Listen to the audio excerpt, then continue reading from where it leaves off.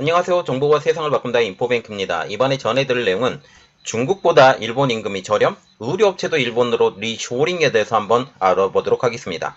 여러분의 구독, 좋아요, 그리고 필요하시면 알람 설정까지 부탁드리겠습니다. 지금 리쇼링에 대해서 조금 알아봐야 되는데, 리쇼링이란 자국 기업이 외국으로 나갔다가 다시 자국으로 돌아오는 것을 리쇼링이라고 합니다. 그런데 일본 업체들이 리쇼링을 하고 있다라는 것이 지금 나오고 있는데, 그 의미에 대해서 한번 분석을 해보도록 하겠습니다.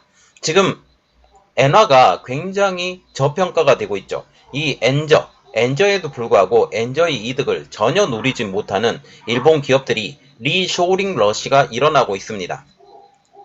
일본 기업들의 탈일본의 원인이 되었던 엔고 그리고 높은 임금, 이것들이 떨어져서 국내 생산으로 전환하겠다라는 거죠. 높은 임금이 떨어진 것이 아니라 엔저를 통해서 임금 자체가 상대적으로 떨어지게 된 것이죠. 이 리쇼링의 영역이 의류 산업까지 되고 있습니다. 중국 상하이 등 연안 대도시를 제외하고는 일본의 인건비는 더 높기는 하지만 팬데믹의 영향으로 높아진 물류비 자체가 절약할 수 있다는 장점이 있기 때문이죠.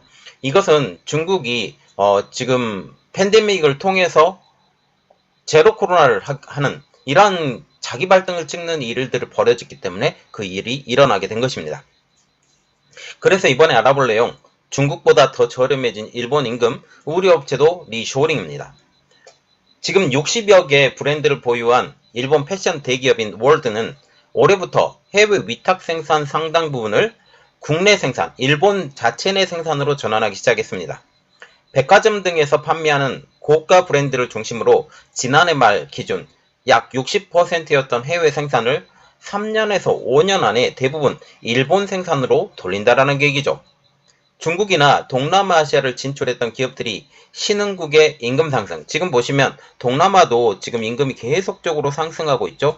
여기에 대표적인 나라가 베트남입니다. 베트남이 지금 임금이 계속 상승이 되고 있기 때문에 베트남을 버려야 된다라는 그런 말까지 나오고 있고, 중국도 마찬가지죠. 그래서 중국이나 베트남을 진출했던 기업들이 신흥국 임금 인상, 임금 상승, 물류비 급등 등을 이유로 자국으로 돌아오는 리쇼링이 최근 활발히 이루어지고 있지만, 특히 수작업 공정이 많은 의류업체가 자국 회귀를 하는 것은 매우 드문 사례라는 거죠. 지금 보통 보면 자동화가 많이 된 부분은 높은 임금을 주더라도 이 높은 임금에 따른 그 관리자들이 적기 때문에 그렇게 타격을 받지 않습니다. 물론 초기에 투자비가 많다라는 것은 숨겨진네요. 그렇지만 장기적으로 보면 자동화 시스템을 해야 된다. 그래서 인구가 줄어도 큰 문제가 없다라고 이렇게 얘기를 하기 때문에 굳이 저개발 국가에 이것을 만들 필요가 없어요. 그리고 저개발 국가에 가면 이 특별히 뛰어난 사람이 필요 없다면 오히려 자국 기업에서 만드는 게 더 나은 사례죠. 과거 스포츠 브랜드인 아디다스도 독일과 미국 내에 자동화된 스피드 팩토리를 설립해서 리쇼링을 시도했다가 2019년 실패를 인정하고 중국과 베트남 공장에 집중한 바가 있습니다. 지금 아디다스와 같은 경우도 신발과 의류를 만드는 업체죠. 신발과 의류를 만드는 업체이기 때문에 수작업이 많다라는 거죠. 수작업이 많은 공정과 같은 경우는 지금 현재 동남아 아니면 중국에 집중해 있는데, 독일과 미국에 이 스피드 팩토리를 만들어서 리쇼링을 해봤더니 실패했다. 2019년도 실패를 인정하고 다시 중국과 베트남 공장에 집중했다라는 그런 내용이죠. 그러면 왜 일본 업체들, 특히 의류 업체들도 이 리쇼링에 동참하냐라는 거죠. 그 가장 큰 이유는 최근 수년간 신흥국들의 임금의 급상승, 그리고 엔저의 지속. 신흥국들이 임금이 급상승했던 가장 큰 이유는 이제 저렴한 임금 때문에 그 나라에 들어갔어요. 그 나라가 들어갔는데 이렇게 들어가면서 그 나라가 부강해집니다. 그리고 그들의 기대 임금도 점점 더 높아져 가죠. 이렇게 되면서 점점 더 이것은 더 저개발 국가로 이렇게 움직이는데, 지금 현재 이 신흥국들이 임금의 급상승을 하면서 이 저개발 국가로 움직여야 되는 것이 엔저가 계속 지속이 되면서 상대적으로 돈의 가치가 떨어져서 일본이 임금이 더 싸지는 그런 현상이 벌어지게 된다는 거죠. 다만 월드와 TSI 홀딩스 등 노동력이 많이 투입되는 의류산업까지 일본으로 돌아오는 걸 두고서는 일본 제조업이 그만큼 가격 경쟁력을 확보했다라는 해석까지 나오고 있습니다. 가격 경쟁력, 항상 우리가 산업에서 이야기를 하는 것은 가격 경쟁력을 구매해야 된다라고 얘기를 했는데, 일본이 이제 너무나도 임금이 떨어진 나머지 가격 경쟁력까지 확보했다라는 말까지 나오고 있습니다. 이전에 엔고 그리고 고임금의 일본 기업들이 너도나도 중국으로 탈출하던 1990년대 전반, 그리고 중국의 1인당 GDP는 일본의 70분의 1 수준이었습니다. 하지만 지금 중국의 1인당 GDP는 일본의 3분의 1 수준, 그래서 GDP 성장 자체가 거의 20배 넘게 상승했죠. 그런데 일본의 3분의 1로 높아진 반면에 3분의 1로 높아졌다라는 것은 또 뭘 의미하죠? 임금의 급상승을 의미하게 된다라는 거죠. 그런데 일본과 같은 경우는 상대적으로 다른 나라들이 급상승했지만 30년 동안 임금과 물가가 거의 변하지 않았다는 사실입니다. 이렇게 여러 가지 외부적인 요인 때문에 일본의 제조업의 가격 경쟁이 높아지면서 일본 기업들의 해외 생산 비중은 지속적으로 감소하고 있습니다. 왜? 일본에서 만드는 게 훨씬 더 편하다라는 거죠. 자기 나라 말로 하고 자기들이 직접 할 수도 있고 GDP도 높일 수 있는 일거양득의 효과, 여러 마리 토끼를 잡을 수 있기 때문이죠.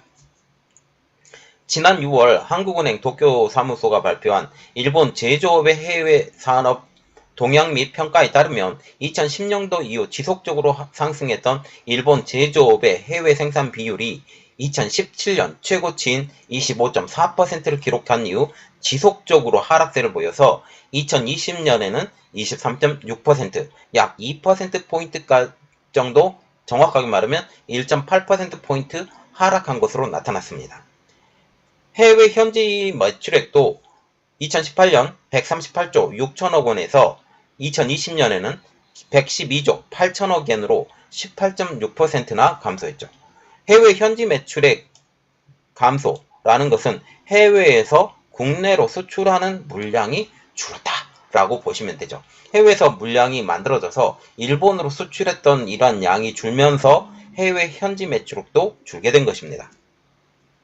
자, 지금 보시면 일본 제조업 해외 생산 비율, 현지 법인 매출액이라고 지금 나와 있는데, 지금 계속적으로 2001년부터 계속 올랐고 2009년에 좀 떨어졌다가 다시 상승하기 시작했는데 횡보하다가 지금 떨어지는 상황.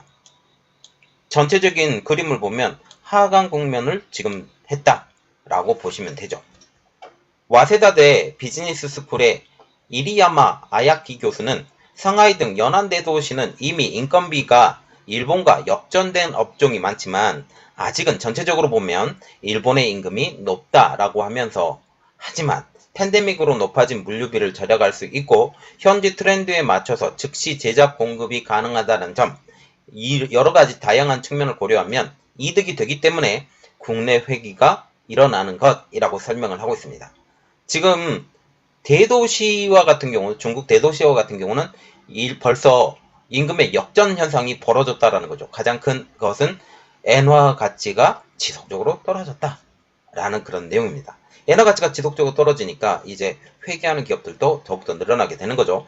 그리고 연안에 만들어지지 않고 내륙 지방으로 들어가면 임금비가 더 싸요. 임금비가 더 싼데 내륙에서 외부로 나올 때 이 물류비, 그리고 코로나 팬데믹으로 인한 도시 봉쇄가 되면서 물류비 자체가 어마어마하게 튑니다. 이것이 다시 일본으로 회귀하게 만드는 가장 큰 원동력이 된다라는 거죠.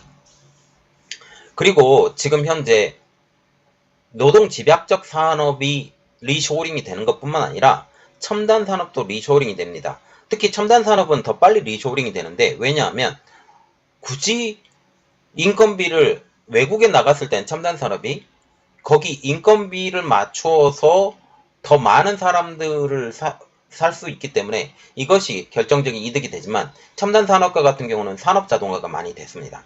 산업 자동화가 많이 되면서 굳이 관리자가 더 많이 필요하지 않는 상황.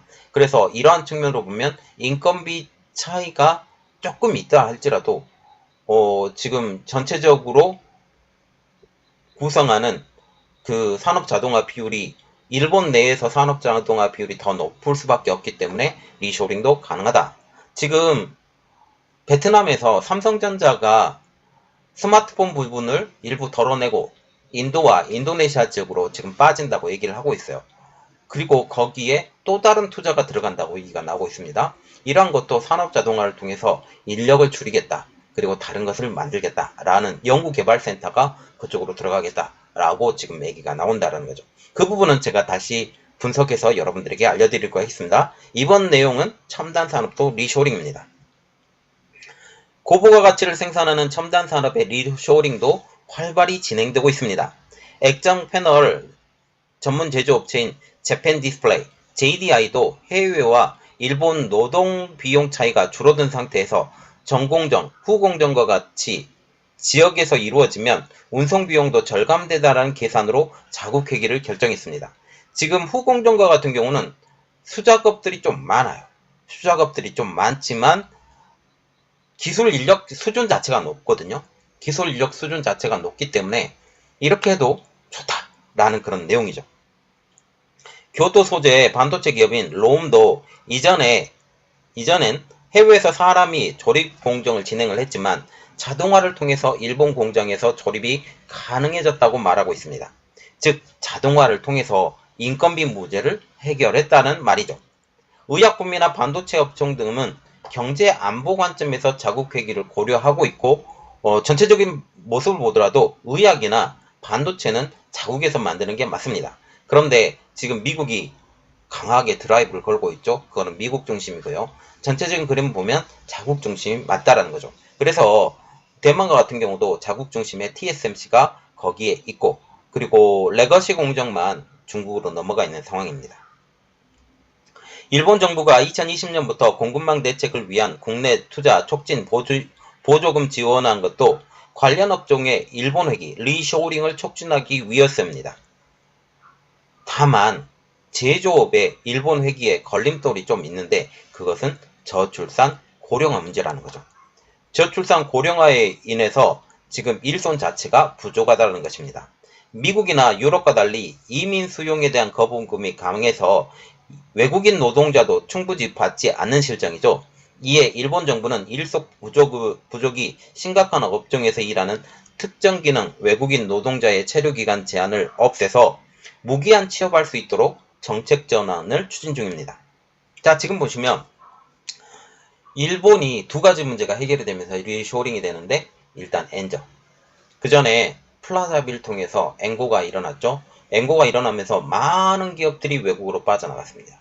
그리고 또한 임금. 예.